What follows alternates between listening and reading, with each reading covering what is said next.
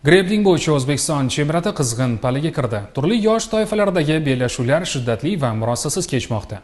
Yoshlar toifasidagi bellashuvlarda keskin raqobatning yuzaga kelgani ushbu sport turi kelajagi ishonchli qo'llarda ekanini namoyon etdi. Kattalar dasturidagi bahslar esa mutaxassislar e'tirofiga sazovor bo'lmoqda. Jar sport majmuasi bir necha kun davomida grappling ishqibozlari, mazkur kurash turi bilan shug'ullanadigan o'smirlar, yoshlar va kattalar diqqat markazida bo'ldi. Kurashga bo'lgan qiziqish yoshlarni grapplingga ham yetaklamoqda. Klublar, to'garaklar ish yuritmoqda. Yoshlar mazkur kurash turini sir asrorlarini o'rganishyapti. Mashg'ulotlarda usullarni sinab musobaqada bosh sovrin uchun kurashmoqda. 77 kilogramm toifasida musobaqaga qatnashyapman. Juda ham yaxshi sport turi.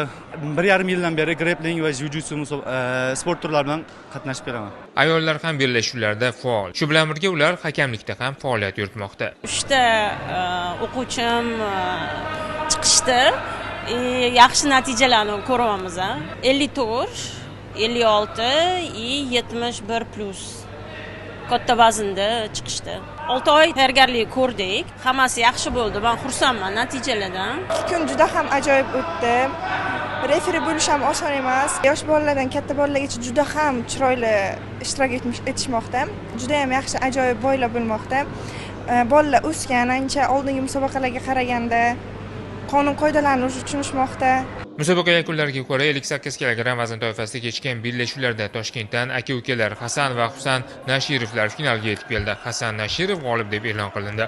62 kilogrammda Jizzaxdan Muhammad Abdulloh Tursunov zafar quchdi. 66 kilogrammda poytaxtdan Shamkul Guliyev, 71 kilogrammda Qoraqalpog'iston Respublikasidan Aydo'z Tursunboyev O'zbekiston chempioniga aylandi. Toshkentda